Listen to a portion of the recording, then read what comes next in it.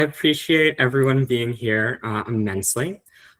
James Walkinshaw is in the midst of a oversight committee hearing, so he's going to be joining us at 6:15, or Homeland Security hearing, excuse me. So he's going to be joining us at 6:15 today, which we are super excited for. James Walkinshaw, of course, was the very first candidate that the Alliance for American Leadership endorsed, and we were so honored to be behind him and be behind someone who has done such incredible work since then to try to fight for federal workers and fight to get our foreign assistance programs restored. So I'm very excited that he's going to be joining us at 6:15. But in the meantime, I want to pass it to Sarah, who has been doing incredible work at the organization. And Sarah is actually going to be leading the Alliance for American Leadership's podcast, which I'm super excited for, and is going to bring together leaders in the global development community, as well as members of Congress like James, to discuss foreign assistance and really work together to try to form that coalition that's going to be needed to both restore our foreign assistance programs and improve them and expand them and do all of that great work that needs to be done. So with that, I'm going to introduce Sarah Sullivan, who is going to be kind of doing, a mini podcast episode today with two incredible people who I'm so excited for everyone to meet. So with that, I'll pass it to you, Sarah. Thanks so much, Asher, and welcome to everyone and your busy Monday evening in Washington, D.C. We're so glad you're here. I'm going to talk to both Mike and Rohit. I want to make sure both of them are on the call. And if you can, I see a lot of people on the call, so I'm trying to find Mike and Rohit. I hope you're there. I hope your video's on. I hope your microphone is on. I don't see your faces, but Hi, Sarah. This is Ro. I am on. Fantastic. Yes, this is Mike. Thanks so much, guys. Welcome to the call, and thank you so much for being here. We're going to jump right in. DC spirit, DC times, no time to waste. So, Mike, I'll start with you. For those of our viewers unfamiliar, can you please tell us about the American Federation of Government Employees? What is it? What do you do? What's your role there? Thanks, Sarah. I'm very glad to be here. Big supporter of this effort. So the American Federation of Government Employees is the largest union of federal employees. It has almost 200,000 members, representing over 800,000 federal workers. We have less members than we represent, simply because not every member that's eligible, every employee that's eligible has joined the union, but we hope to change that all the time. And as a union, we have a lot of issues that we raise on behalf of federal employees. We have certain limitations because federal employees can't do certain things, but we do have a lot of functions related to improving workplace conditions, handling disputes, and just making sure that we're treating our federal workers fairly. I am the president of one of the locals within that union. There are locals for many of the different government agencies. The local 1534 represents Department of State, USAID, and the Development Finance Corporation, civil servants at those agencies. And as civil servants, there are about 8,000 or so total that we represent, and we have 2,500 members. My role as president is to oversee our programs at the local.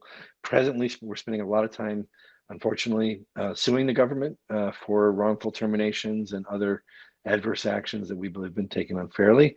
We're also trying to advocate on the Hill and do broader education efforts. So it's a big effort, and we're really glad to have a chance to have a platform. So thank you. Fantastic. Thanks so much for sharing about that. And Rohit, same question to you. Tell us about the American Foreign Service Association, what you guys do and what your role is there. Sure, my pleasure. AFSA, or the American Foreign Service Association, is the representative of the foreign service component of the State Department and the other foreign affairs agencies. So we have members from the State Department, Foreign Commercial Service, Foreign Agriculture Service, APHIS, and USAGM. I am the State Department Vice President, so I represent the State Department constituency of AFSA, which, as it stands, is and historically has been the largest constituency. But of course, I work with my colleagues, the other constituency vice presidents in our leadership, to represent the voice and be the voice of Foreign Service officers and specialists serving both in the United States and around the world. It has been, as in the case of AFGIA, we're a whole lot smaller, but we spend a lot of time similarly these days, primarily in litigation, including litigation over our collective bargaining rights, which were stripped by the executive order that the president issued last March, which has abrogated the agreement in my case between the State Department and the administration, but has applied to other agencies too. And we view these, the collective bargaining rights is really fundamental to our ability to represent our colleagues in the departments, and some that we're really focused on these days. But there's, as is in Mike's case, there's plenty of other lawsuits to go around too, unfortunately. Right. Let's talk about those lawsuits. Sarah, actually, I just want to pause 1 second to say that one, D'Angelo, I think there's a few people in the waiting room. But two, before I go back to you, Sarah, I just want to let Rashna introduce herself real quick, who just joined the call. Rashna is the Braddock District Supervisor, who actually is a local official in James Walkinshaw's district. Of course, James Walkinshaw's district lost $4 billion when USAID was shut down, and Rashna continues to be someone who's fighting for federal workers and fighting to restore those programs. So Rashna, I'll just pass it to you to say a couple words. And you are muted. Sorry, you think by now I know this. Thank you so much. I appreciate it, Asher, and thank you for the chance. As Asher said, I'm Rachna Sizemore-Heiser. I'm the Braddock District Supervisor on the Fairfax County Board of Supervisors, and before that I was on the Fairfax County School Board. And as one of the largest counties and previously one of the largest school boards living right here in Northern Virginia, we see the devastating impact to our federal workers right here in my backyard. And so I just wanted to say a few words. I'm really, really grateful to be able to be here to support not just my neighbors and my friends that were my federal workers, my constituents, but everybody here in Northern Virginia. As I was a child of immigrants myself, my mother was a refugee who stood in line for food. So I grew up very keenly aware of the gap between the United States and the world that she grew up in. And so I understand personally what this assault on our diplomatic corps and USAID means. I know the losses they'll cause. I know that without you all out there advocating and fighting, people who can't raise their own voice, people like my mom, wouldn't have the support they need. Without the aid she had gotten as a child, I wouldn't be here today. And the numbers are staggering. USAID, the dismantling of it, threatens 14 million additional deaths by 2030. A quarter of our foreign service has already resigned, retired, or been removed. Experts across the political spectrum agree we have damaged our soft power, our diplomatic capacity, and we have damaged our diplomatic corps in a way that's going to be really hard to rebuild if we can. It's a loss of expertise, it's a loss of knowledge, it's a loss of Farsi and Mandarin speakers who spend decades mastering these knowledges, malaria experts who knew the supply chains, democracy experts. And many of these people live right here, coach my daughter's soccer team, right? It's amazing the knowledge we have here. So at the local government, we're doing what we can to keep the knowledge, keep our folks here, keep them employed, support them. We've done a ton to support our federal workers right here in Fairfax County with either retraining, jobs, financial support, food support, housing support, because we want to keep this expertise here, right here in Northern Virginia. So when we do rebuild, and as we do rebuild, the people are here to do the work that they've been trained for and the experts for. So I just want to thank you for all the work that you guys do to continue to support diplomacy and USAID and our foreign workers and our federal workers. We so need what you're doing now to fill the gap. Our world needs it. So thank you. Fantastic. Thanks so much. And it's really great to see all three of your faces and to know that there's these resources, right? It's been the toughest year plus that many of my colleagues, USAID and state, have faced, and the losses keep piling up as the aid sector's decimation, the cost of that becomes more clear. Both Rohit and Mike, you mentioned the lawsuits. Let's talk about that quickly. What's going on? Why are these lawsuits necessary? What are they trying to accomplish? I can jump in if that's okay, Ro. I think we have a whole host of lawsuits, and AFSA and AFG partner on many of them. I think AFG probably has more just because we're bigger and we cover more ground, but we're suing on everything and anything, unfortunately, because that's not, of course, where we want to be. We are suing about our collective bargaining, which is actually very central. That's the more core case for us. Without that, we can't do our basic job of representing workers. But we were also suing on things small and large, starting with small, the email that went out from one of the agencies during the shutdown, saying that implicated political problems with their out of office. We filed a lawsuit on First Amendment grounds. We are filing lawsuits about the unlawful terminations at USAID. That is already going to District Court of Appeals. Could end up at Supreme Court. We'll see. So it's across the board, and we're really trying to just enforce the rule of law. These are longstanding agreements, longstanding practices, longstanding laws that have been passed and duly executed by previous administrations, and just trying to get back to that status quo. I will say the lawsuits, as much as we have them, we actually have as much or more hope in our work with Congress. So I know we're going to talk about that, but the legal process is slow, unfortunately, and that's our big challenge right now. No, that makes sense. We have to hit it on multiple fronts, right? It can't just be the law. It has to be law and our constitutional right to legislate. I do want to talk about foreign assistance today. Both of you are representing different parts of this workforce that has been so poorly treated in the last year and has been decimated. So what are you hearing? You're on the ground. You're in the area. More than a year on from the illegal and unconstitutional shutdown of USAID. What are you hearing from those workers, state and USAID? Let's open it up since we have Rohit here also. How have their personal lives, been affected by this really unprecedented assault on a federal agency? Mike, you want to start? Please go ahead, Ro. Listen, I want to start, as I should have, by noting that because I am an active duty foreign service officer, that I am not representing the U.S. government, and the opinions I express here are my own. The effect on foreign assistance has been extraordinary. Obviously, we know about we know the numbers on the cuts of programs, the dissolution of missions overseas. I was in Amman, Jordan, this time last year as the charge d'affaires, so running the embassy, when we had to bring to pull down the largest USAID mission in the world. An incredibly important relationship that we had with the government of Jordan that has been critical for decades. And the first thing I could say is that it really stood out to people as, frankly, oh my God, I can't believe you people are doing this. We have been working with you for so long. And so that question of sort of American credibility, I think, really in many respects sits at the heart of this.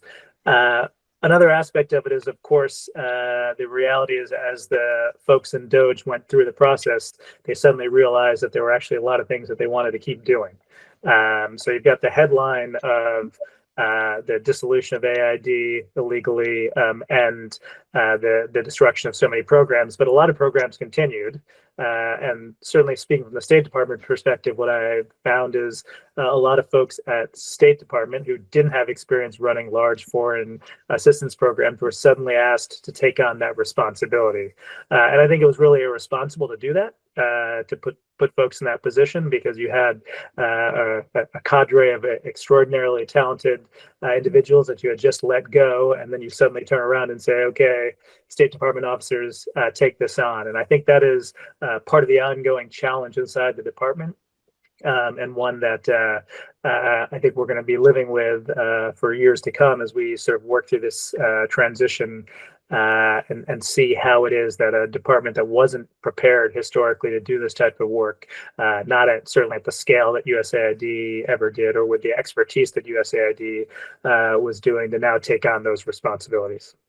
Absolutely. What a loss. And I think we're starting to hear, especially with Nick Enrich's book and other sources recently, just how little some of those DOGE folks understood what the agency did, right? We're starting to get a sense that wow, they just went in there and started cutting and sort of found out later what had been lost. And now we're still trying to understand, I think, how to move forward. This is a question for both of you. The administration painted USAID as a radical liberal left organization. That was part of one of the claims that was made over a year ago as a justification for its abrupt destruction. Do you see that reflected among the workers that you represent, the people that you care for? Is that a fair accusation? I'll take this one. Absolutely outrageous kind of slander to be saying that sort of thing. You know, civil service, foreign service, we've all faithfully served the elected leadership of our government. I myself served under 5 presidents. It is routine for us to go through all sorts of changes and transitions, and work goes on. The laws and regulations governing our political speech and behavior are quite clear and followed across the board. You hear almost no violations of the Hatch Act or other things like this. And yes, people have their personal opinions, but the idea that is somehow an effect that is brought into the workplace is just outrageous. I reject that. We have people from all political stripes in the agency, and our membership merely wants to do the job that they were hired to do. And this is the tragedy and the outrage of the shutdown, is that a false accusation was used as some sort of justification when there's no evidence of this and no reasonable expectation that somebody could make that kind of claim. So it's very concerning that kind of unfounded thing could have impact and be believed. No, I think that's really clear. And speaking of the accusations, right? Because they were flying. We all heard them. I think we all stood aghast hearing those things. One of the other things, the major claims made by the administration was that USAID was just a bastion of corruption, waste, abuse. We heard that a lot, right?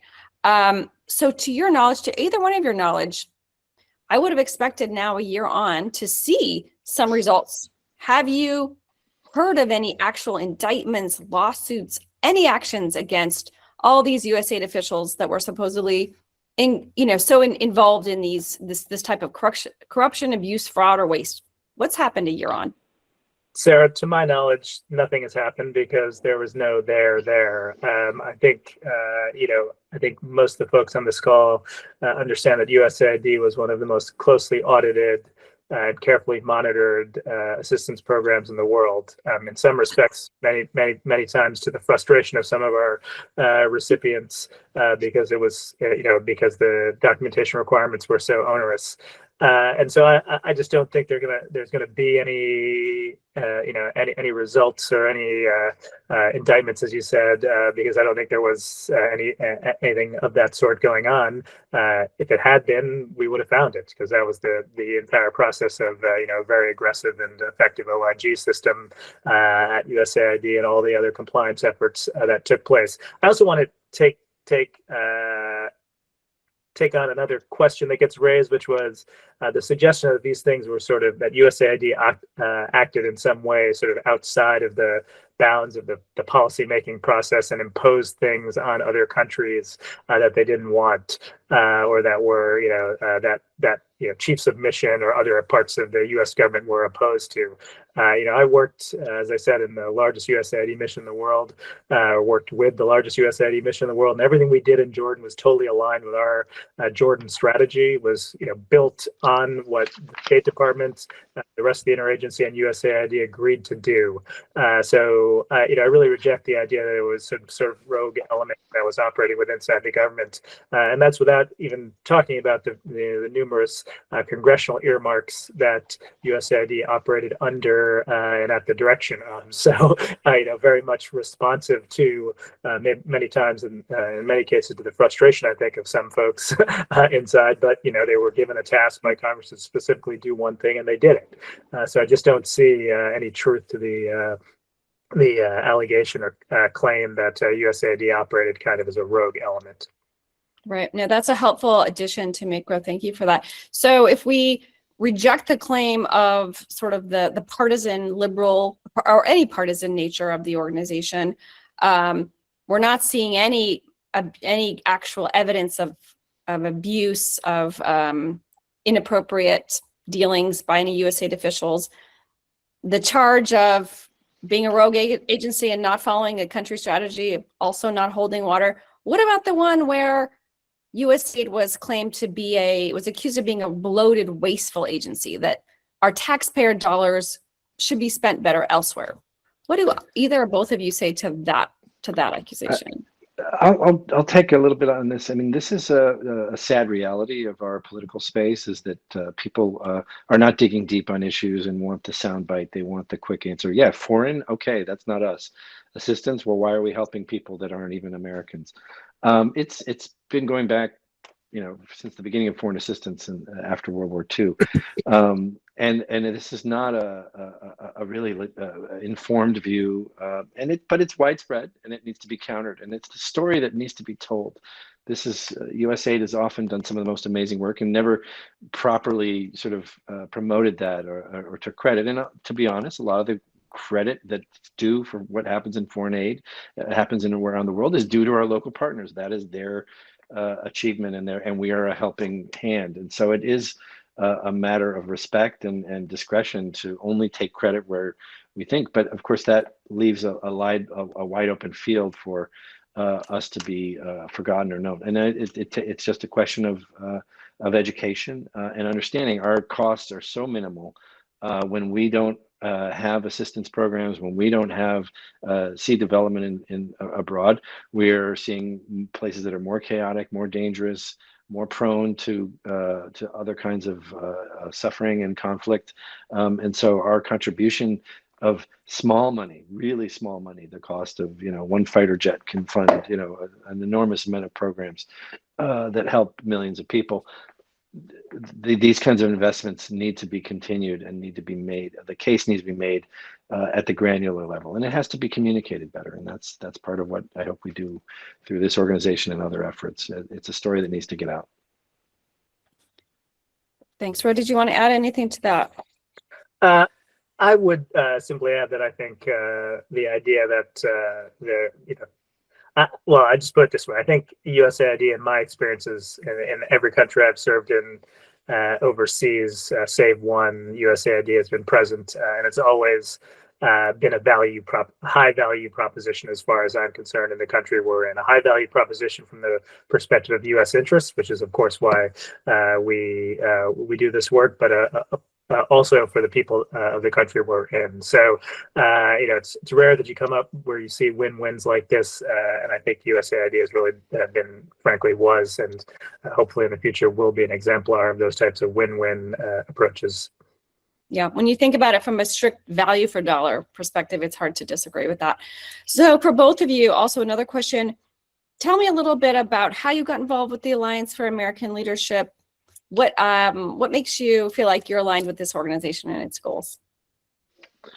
I'll say just quickly, I have been a fan of the Alliance and its efforts since the beginning. Asher is an engine and a visionary and an activist without par, and that is really the energy that young people bring, that Asher brings in, and others now are bringing in. That is so critical to changing the dynamic. Having people that are active, that are speaking their political voice, maybe on the first time advocating with Congress or speaking in a public format. This is really critical because that changes the nature of the discussion. So I know that we have to turn around the dialogue in Congress. We have to turn around the dialogue in the country about how foreign assistance is viewed and how it's understood. It's a longstanding issue, and I think A4AL is going to fill an important gap. So I'm very proud to have been an early supporter and now to have joined the advisory board, because I believe in what's been set up, and I believe in Asher and the rest of the team that he's put together is in a position to make a difference and fill a gap that's sorely needed. I've got to confess I'm new to the Alliance, and I've been incredibly impressed. I'll back it up and say that when I sat in some very grim meetings again this time last year as we were winding down the USAID mission, one of the things we often ask ourselves is, how do we get here, right? What happened? How is it that a program that has been, in operation here in Jordan, and of course an agency that had been so important throughout the world, could be pulled down so quickly?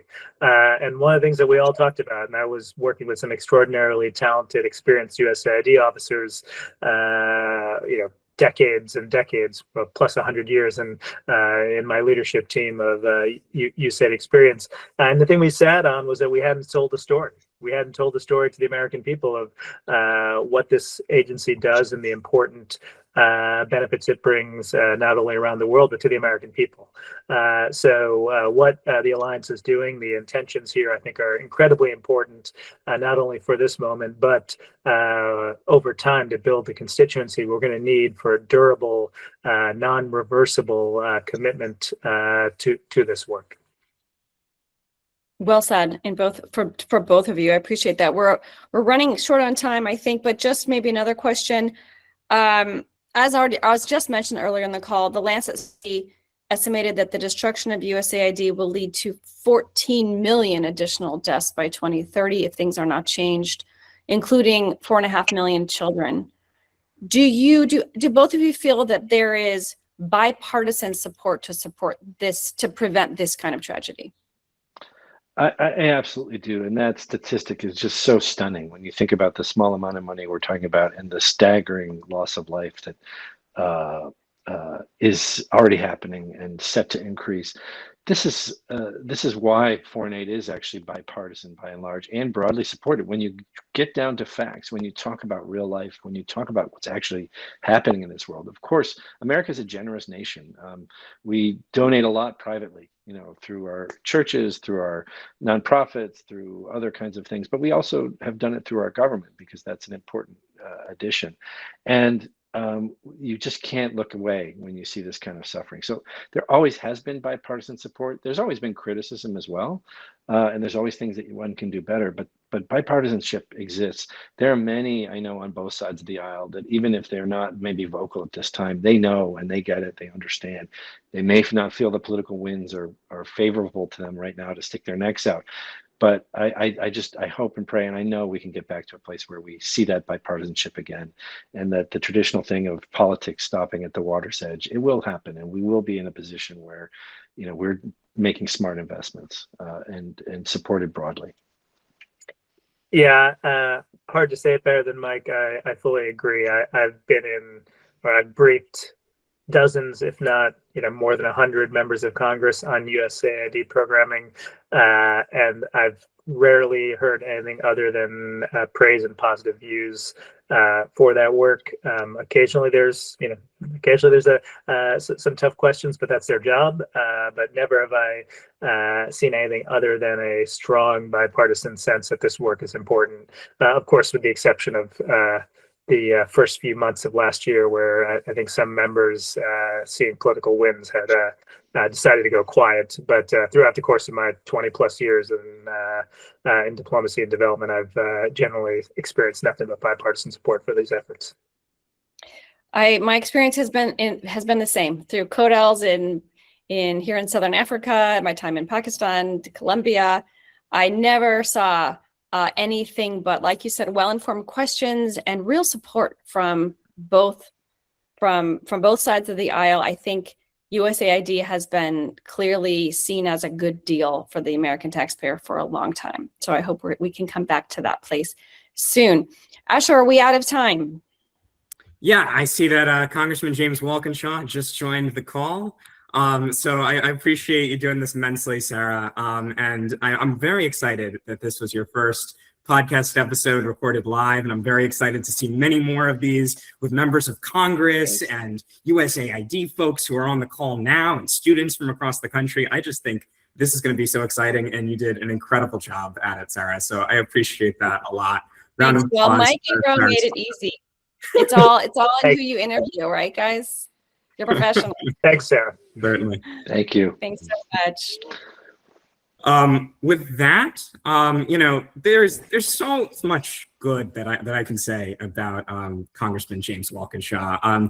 He was the very first candidate for Congress that the Alliance for American Leadership endorsed, and I think the reason that we endorsed James was very simple. James' predecessor and the incredible leader that he worked for, Jerry Connolly, was known on the Hill as Mr. Foreign Aid. And that statement was just so true about what he believed in and what he cared about. Congressman Connolly spent 10 years on the Senate Foreign Relations Committee, actually working on the foreign aid legislation year after year. And it was the same spirit that he brought with him to Congress, because he knew that foreign aid wasn't just about helping others abroad. It was also about America's role on the world stage, and also about workers in Virginia's 11th district that has lost $4 billion since USAID was shut down. So we're incredibly honored to continue to work with James to try to get our foreign assistance programs restored and expanded. Before I introduce James, I do want to introduce someone from his district who has been an incredible ally of ours since the beginning and a member of our board. Cheryl Janey, I will pass it to you to introduce James.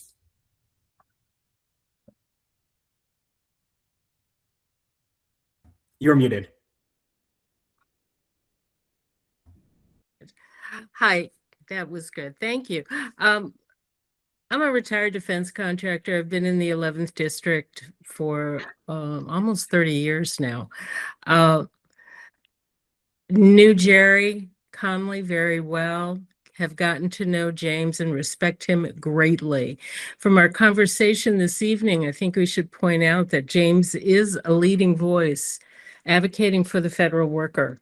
We talked about some of that earlier in our conversation, protecting sweeping executive reorgs and working to ensure that federal employees are paid during what's becoming a too frequent shutdown.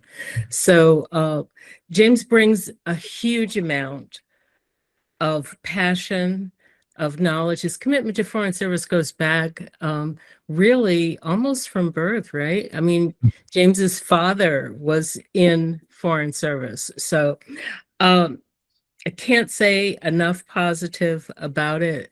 The only word I'd say I have not heard in tonight's discussion was the importance of foreign aid and assistance to our own national security. It's more than just doing good. And doing good and doing right is important, but it's important for the U.S. national security and position on world stage. And James knows all this, advocates for this. I'm done talking. Over to you, James.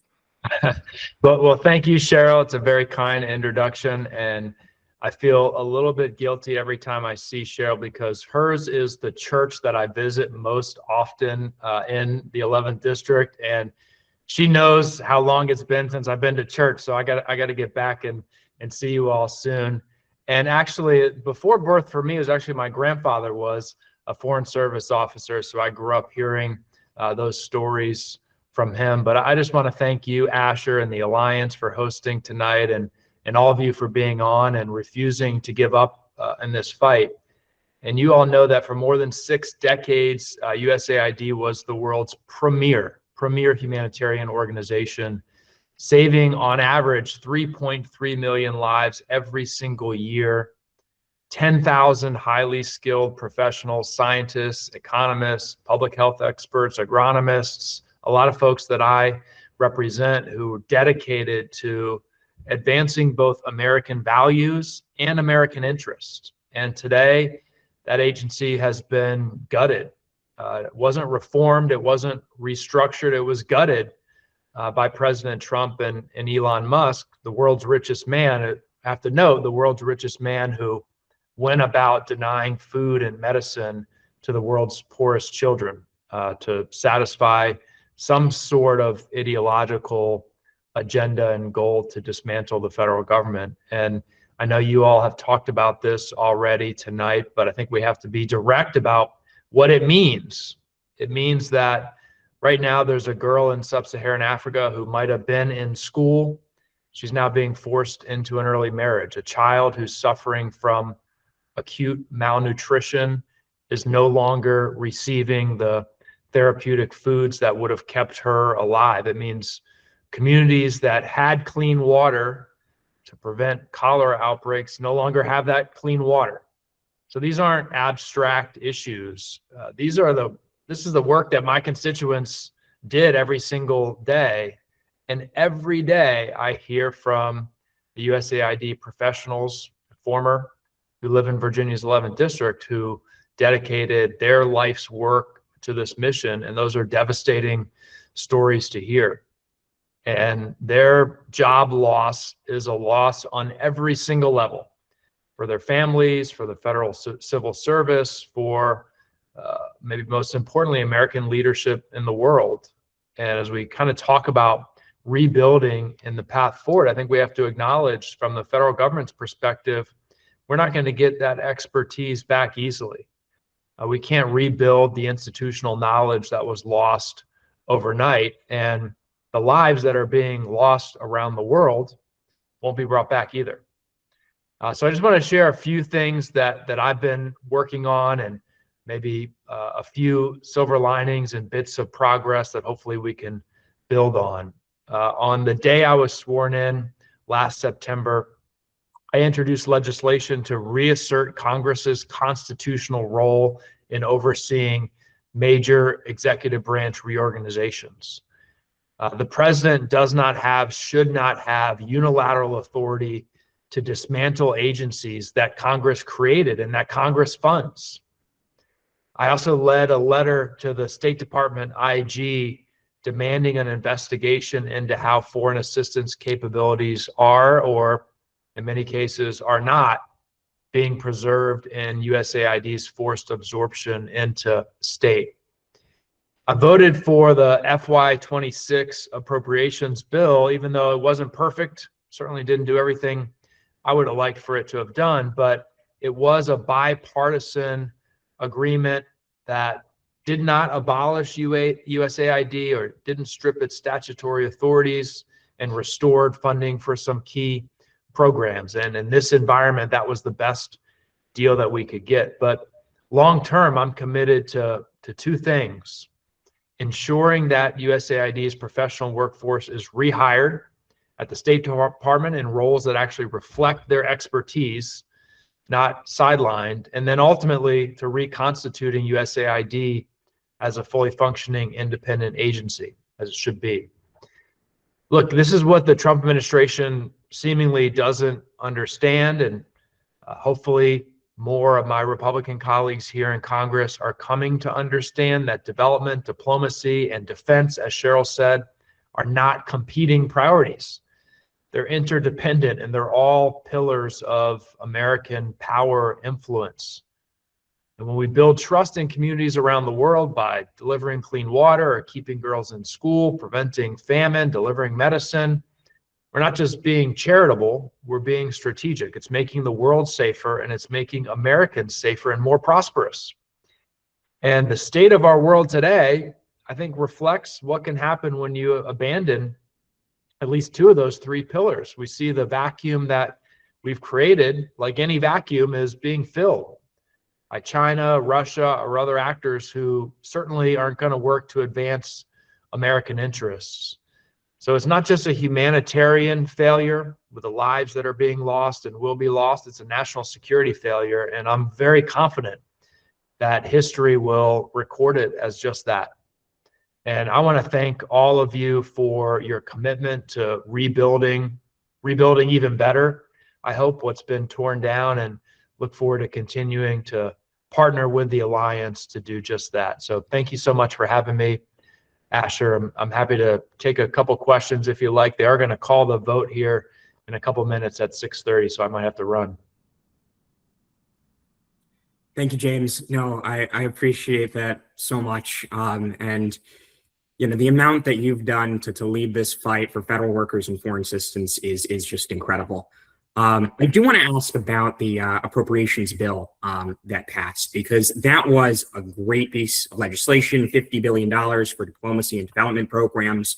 You know, we worked right alongside you to get that through the finish line. My concern, though, is that what we're seeing right now is that the Office of Management and Budget and the State Department might not be willing to actually spend that money. So what can we do to actually put pressure on this administration and get that money out the door and get it to communities in need and securing U.S. national security?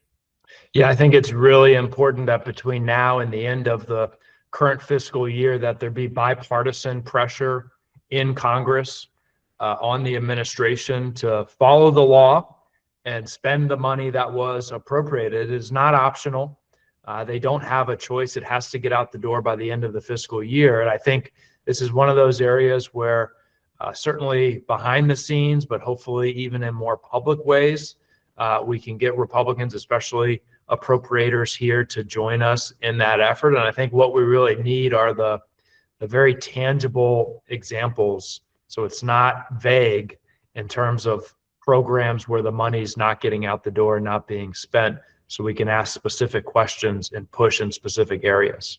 Because if it's vague and intangible, it's easy for them to kind of weasel out of it and say that we're working on it or we're spending in other ways. We need to know the tangible accounts that aren't getting spent. I'm certainly going to try to partner with some of my Republican colleagues to put that pressure on. Thank you, Congressman. I appreciate that a lot.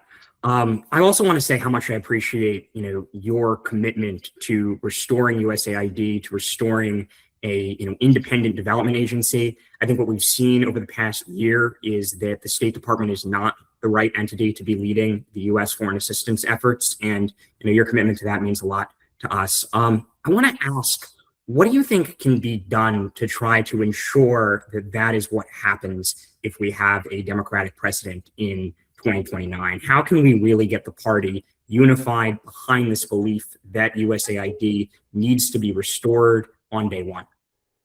Well, I think the key, and look, you have the experts assembled here who could do it. I think what you want to have is an incoming administration.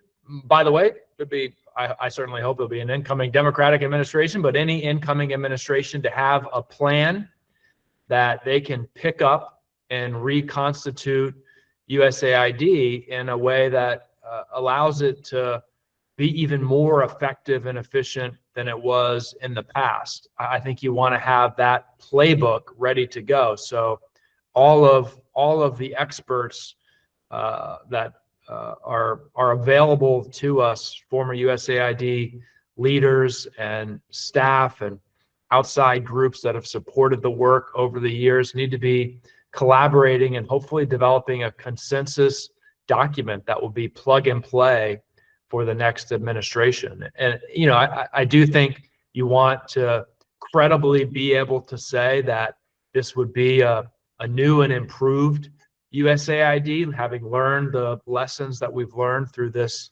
period. But you want to make it as easy as possible for the next administration to pick it up and run with it and garner support in Congress for it.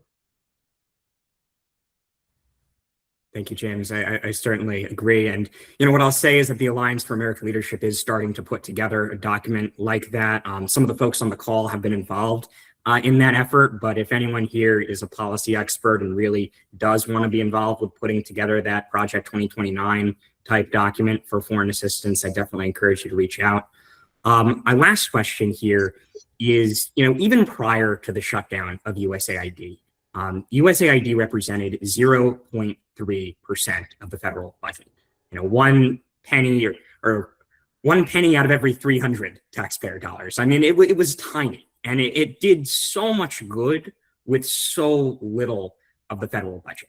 And I think what we're seeing right now is that there is a willingness to spend big on national security. I mean, the war in Iran is costing more than $1 billion a day.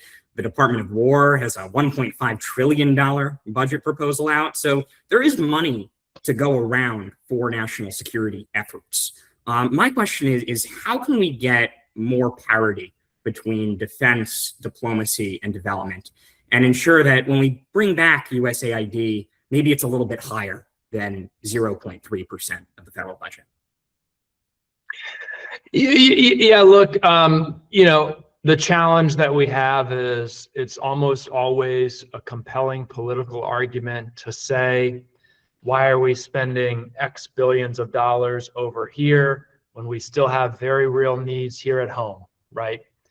Whether the amount is 0.03% of the federal budget or 3% of the federal budget, not a lot of folks are able to appreciate or understand the scale and what that means. So I always think, the best way to counter a negative story is with a positive story. And I could hear the tail end of the conversation as I was getting on and talking about, telling the story of what USAID has done and could do. I guess I'm an optimist about the American people and even my colleagues here. I really fundamentally believe if you told anyone in the United States of America that they could take $1 bill out of their pocket and save a child's life, they would do it.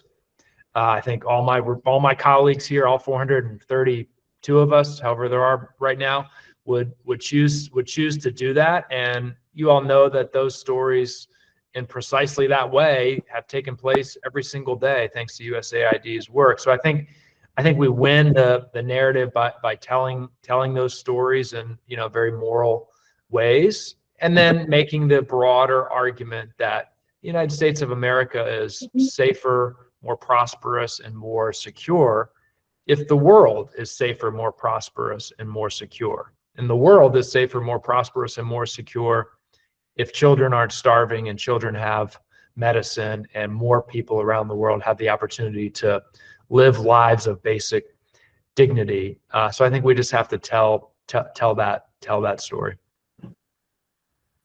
Thank you, James. I don't know if you have to go back to the committee hearing, but do you have time for Mike and Ro to say a few words, or do you have to head back? Yeah, I could do it. The buzzer you heard is the vote that was called. So Okay. I maybe have a couple. I need to be on the floor in the next 10 minutes. It takes me 7 minutes to get there. So I could do one more maybe. Okay, well, Mike, I'll pass it to you if you have a question in mind. Yeah, Mike. Congressman Walkinshaw, I don't have a question. I want to thank you. We know that your work is so important, and our membership is better off for your work. And we just need to keep telling that story. So thank you. I have no question.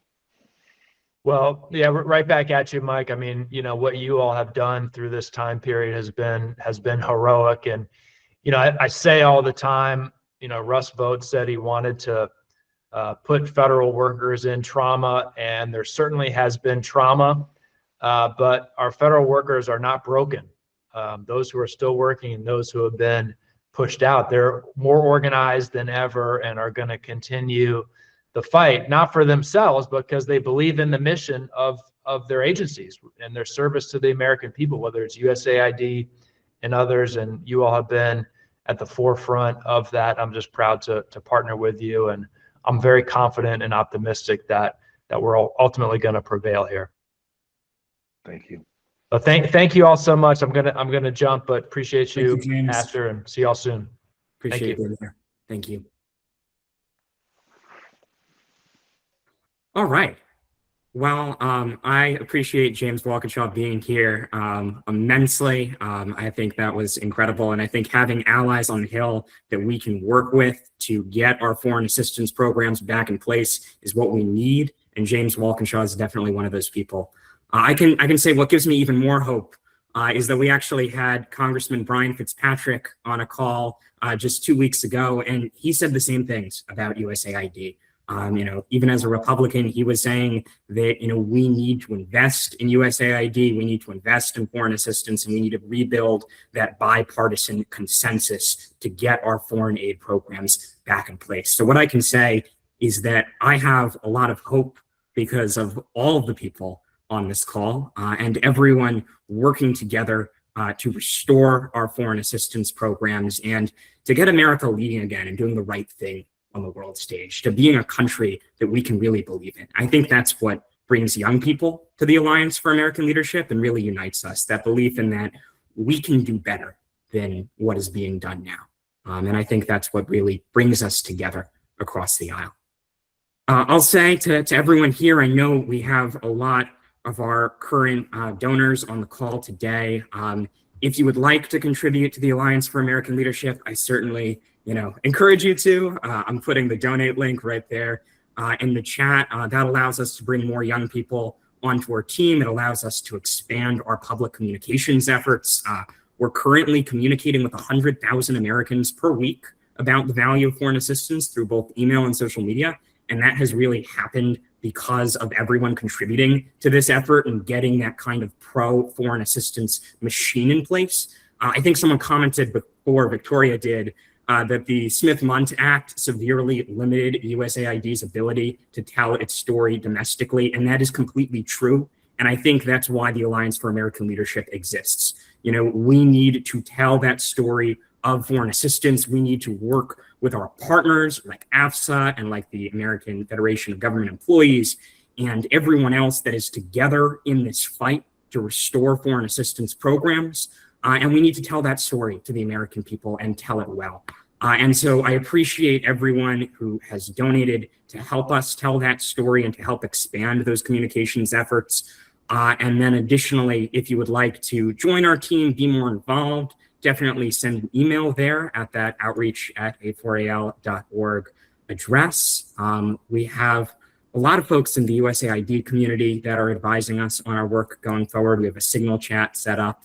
And, you know, I think that it's been an amazing team. It's been an amazing group bringing this together. So with that, I'll open it up to questions for me, for Mike, for Ro. Anyone have any questions for the three of us about the Alliance or foreign assistance, or any suggestions for what we should do going forward?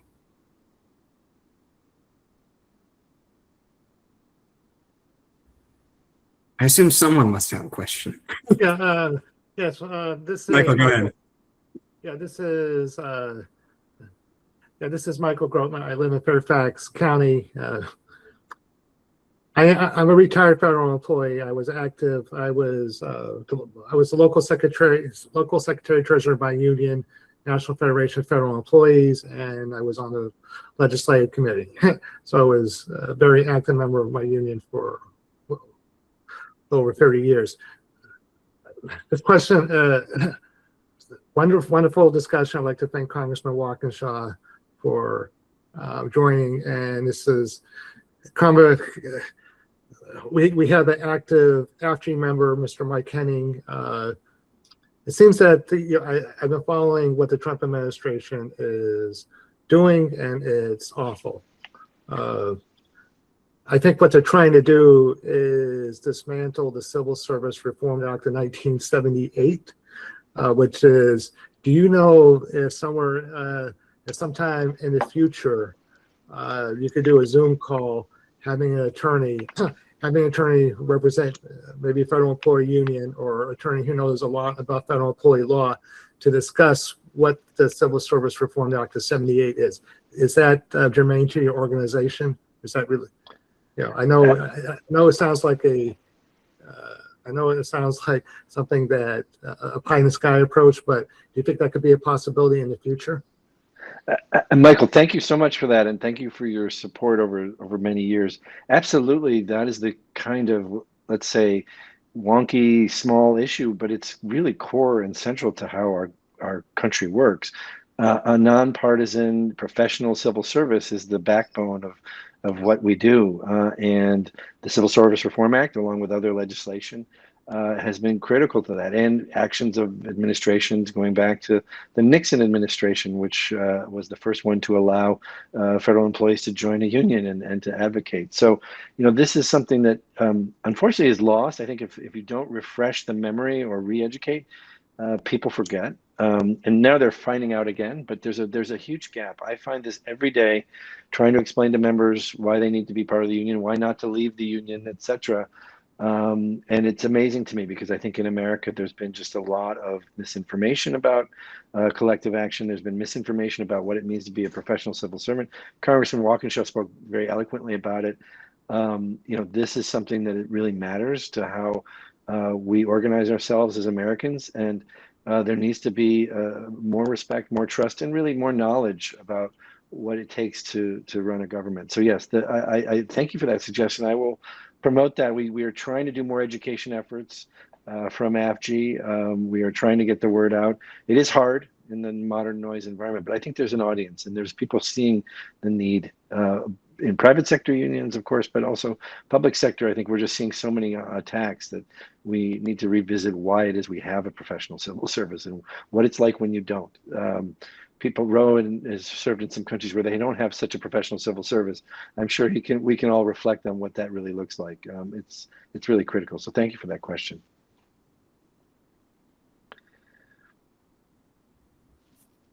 Tora, go ahead.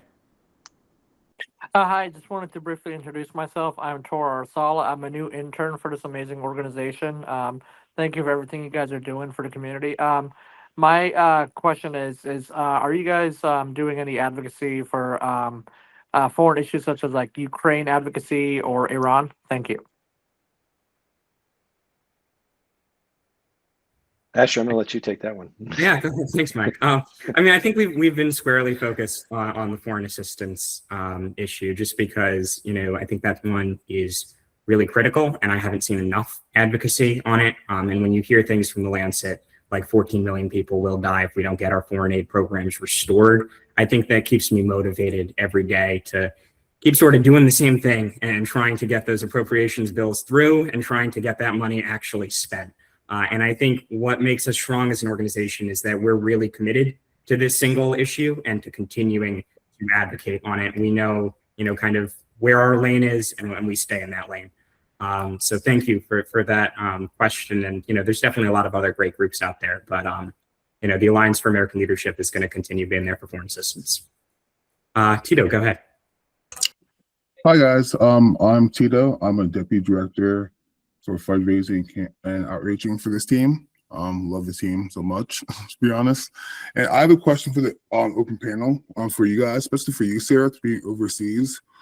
When did you start seeing the conversation for foreign aid become non-partisan and more so political? Because like you said before, you had a lot of presidents like Reagan, George Bush, a lot of Republican presidents on both aisles really supporting it. So in your experience, especially for you, Sarah, for being overseas for so long, when did you see the conversation kind of shift? You know, it was overnight. Thanks for the question, Tito. It was from one day to the next. I was overseas during the first Trump administration. Certainly the USAID's priority changed. Some policy changes were put in place, but the support for foreign assistance did not waver to the extent that you saw in the very first days of the second administration. All of a sudden, the propaganda, the conspiracy theories, accusations of USAID being, you know, a sex trafficking organization, just absurd, ridiculous theories started coming out of the woodwork. That's the first time in my 17 years living overseas that I saw that kind of vitriol directed against USAID in a partisan way. I had worked, like Ro also had worked overseas in missions under both Republican and Democratic administrations. And I think the value of foreign assistance I didn't really feel like it was questioned. I did not feel like it was a partisan issue until the attack came. It seems like fueled by some YouTube conspiracy theorists, to be honest, a little bit more than a year ago. I'd like to jump in because I have the same point of view, going back a little further, back over 30 years.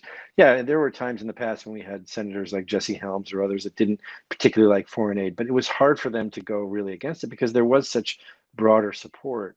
There are people that say, yes, we need to really reformat, we need to revisit, do we do this, how do we do this? But there are others like former Administrator Jim Kunder, who says very well, it's like, this is a black swan event. This is unprecedented and bizarre, and this is not what the Republican Party stands for. Jim Kunder being an administrator under George W. Bush. And I think that we have to realize that it is possible to recreate the consensus. It actually exists. It's a little bit hidden at the moment. So it is very recent, and it's possible to put it the other way. Maybe that's my belief. Thank you, Tito. Does anyone else have any questions for the group? Adesola, go ahead. Hi, so this is for Mr. Nepal, if that's correct. Yeah, so I wanted to ask, with your experience, you know, as an FSO and now the vice president, I recently saw how, for example, in the West Bank, there was a road and it was built by USAID, by taxpayers. And I was wondering that since the cut of USAID, where do you think the real danger is going to start becoming for those that are on diplomatic missions? Like I remember you were in Jordan. So I want to know, like, now that USAID is no more, like the fact that they're building infrastructure, how is that going to look now that it's like gone, especially when that's like really needed there? Thanks for the question. Let me just roll it back, and I'd start by saying, Mike can probably answer this question better than me, but we've gone through sort of cycles of yes and no on infrastructure at USAID in terms of like what types of projects and programming we've done, and so I've been in places where people have come to me and said the most important thing you Americans have ever done is build this bus system in Lahore, Pakistan. And I've had other people come to me and say the most important thing you could do is help our children get livelihoods. So don't build things, work on jobs. So it tends to evolve over time, and I think actually that reflects the extraordinary importance of the professionals of USAID who can go in, assess the situation, and determine what the actual needs are. And they do it not dictating to the country, but working with the country. I've seen, I would go in and out of ministries in different countries, and I'd often run into my USAID colleagues because they were talking to the host country leadership or personnel about what that country felt like it needed too. So it was a very collaborative and iterative process. In terms of the dangers to Americans, I think there are many. I think they start with the fundamental question of why we make these investments. We make these investments to create deep, long-lasting partnerships with countries and to improve conditions in those places. So hopefully that those thriving societies don't lead to challenges that could cross borders and arrive in the United States. And I think we're going to be missing a lot of opportunities or missing a lot of potential problems that our USAID colleagues were catching in their infancy, such as it were, in the work they were doing. And we all know we live in a borderless world now. The problems don't stay on one side of an ocean or a river or a border. They move across, whether in the form of people, ideas, climate disasters, what have you. And so I think the dangers to Americans are very real, which is why I'll come back to, I guess, the optimism that the congressman expressed, that the optimism that Asher embodies, which is we're going to realize that this is an important thing, hopefully before it comes back and bites us in a really terrible way, hopefully relatively soon. And we're going to reinvest in these programs and activities. We're going to reinvest in the organizations. And I certainly hope that the representative is correct that we're going to reinvest in a new USAID. But I think that, I do believe that's going to happen sooner rather than later, and hopefully before it's a problem for us. Thank you. Sophie, go ahead. Hi, I kind of had a similar question. So, as we know, China is known for like building alliances by, building infrastructure and forming like close relationships with countries, especially in Africa. So, do you think that we actually have the time to wait to reinvest in these programs before another power that is also expanding, like China or Russia, moves in? I will say while I don't think we have time, because I think we're every moment is a wasted moment, I do think relative to countries like China and Russia, we had a very different approach. We were partners. We were not engaged in exploitative development activities that really tended to entrap those countries, often in debt, in a way that I think is pretty difficult. And I've experienced this in conversations with other diplomats of a project that they in their country that they thought was going to go one way ultimately didn't work out that way. A project with the PRC or generally with the PRC, I think is really where this lies. So, I don't think the clock is on us insofar as they're going to fill that void very quickly. But I think the clock's on us because we're missing opportunities every day, opportunities to build partnerships and relationships with countries around the world, with people around the world that have inured to the benefit of the United States in so many ways, including earlier in this call we heard from Rachna and the influence that assistance from the United States had on her life. I can say as also the child of immigrants, this is a topic that's near and dear to my heart too. So, but I do think the sooner the better in terms of getting to this work.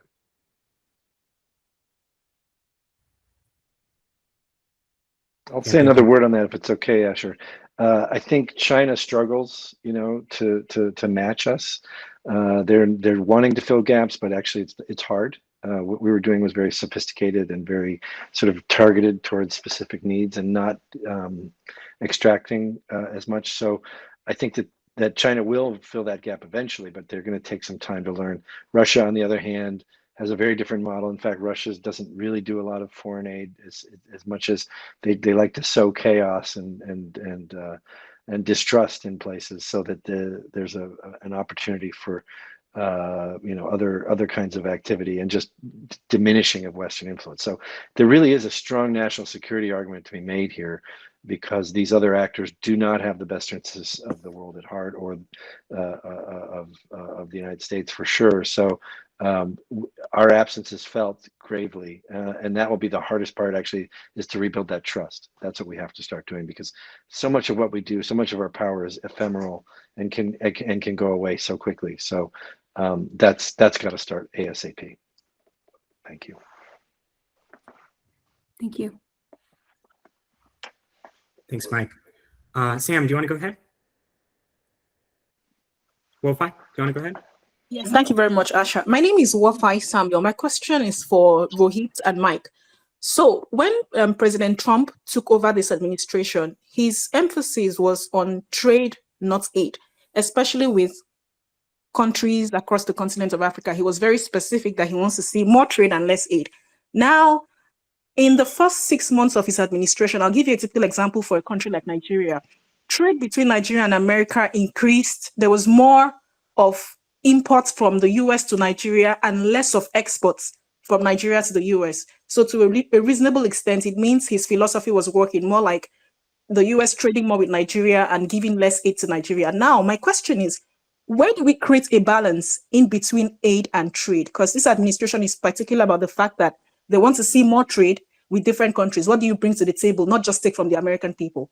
On the other hand, if you're giving to other countries across the globe, specific to the continent of Africa, some countries in Asia, you are indirectly emphasizing more of America's soft power. Because like you did mention, there's competition with Russia, there's competition with China, there's competition with so many other, sub-superpowers like Germany and the rest of them. A lot of them trade and work more with a lot of African countries. So at what point do we draw the balance between trade and aid? So it doesn't just look like, okay, these countries are just sitting down and taking from the American people, whereas the totality of what America gives to other countries in form of aid is a very little fraction of taxpayers' dollars. So I'd like to know where the balance comes into play. Thank you.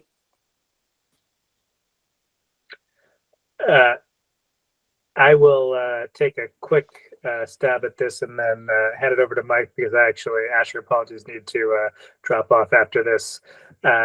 So, I think the balance finds itself. I don't think that you can set a balance. I don't think there's a magic number in any particular relationship or in any particular trade or bilateral relationship.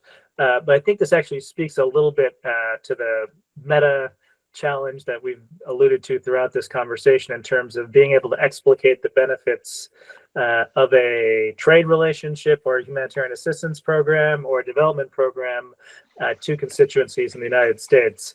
I know, for example, that Jordan is a country that provides relatively little exports to the United States, but there are communities in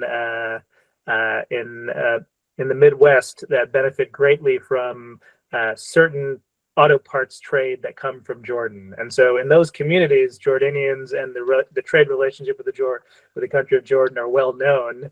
But of course, across the macro of the United States, people don't get it. And I think that part of it is actually telling those individual stories as clearly as possible so that they accrete and add up, so that people understand that either trade or foreign assistance or humanitarian assistance benefits them in some way. So I think it requires, and a reason why I congratulate Asher and the Alliance and all of you involved in it, is the importance of a multiplicity of voices making the case. Because I don't think that there's, particularly in a highly fractured media environment, I don't think there's going to be a single news story or a single article or a single TV program or streaming, program that's going to solve the question or solve the problem of knowledge of the importance of trade, development assistance, and humanitarian assistance. Apologies, Asher, for having to drop off. Thank you all. It's been a real pleasure. And I'm going to turn it over to Mike, who'll give you a much more comprehensive answer. Thank you. Rob. No worries at all. Appreciate being here. Bye now. Thank you, Ru. And despite Ro's modesty, he gave quite a good answer, which I can only expand on a little bit. Trade is multifaceted. It's global. It's complicated. Yes, Jordan is working with the Midwest on this, that, the other. Everybody understands trade sounds like a good thing.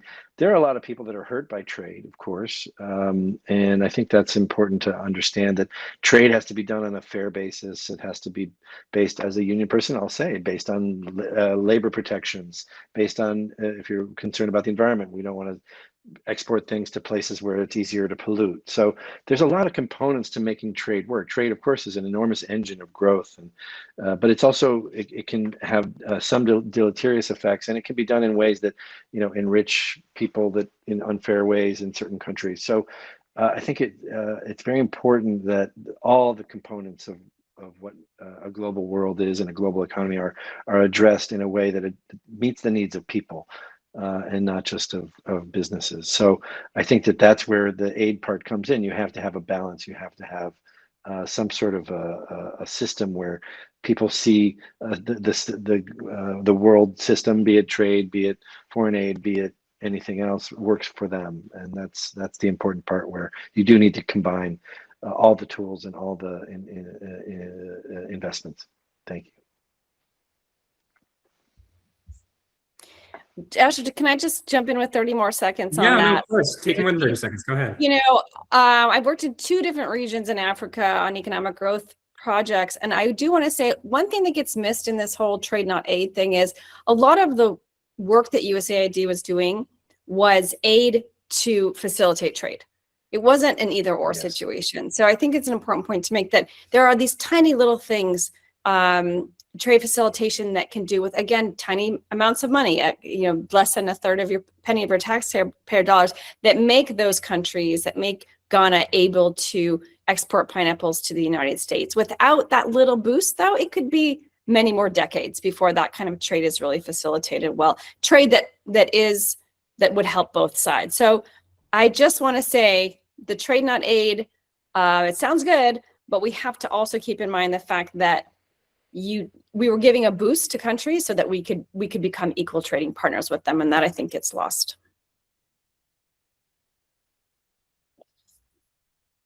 Thank you, Sarah.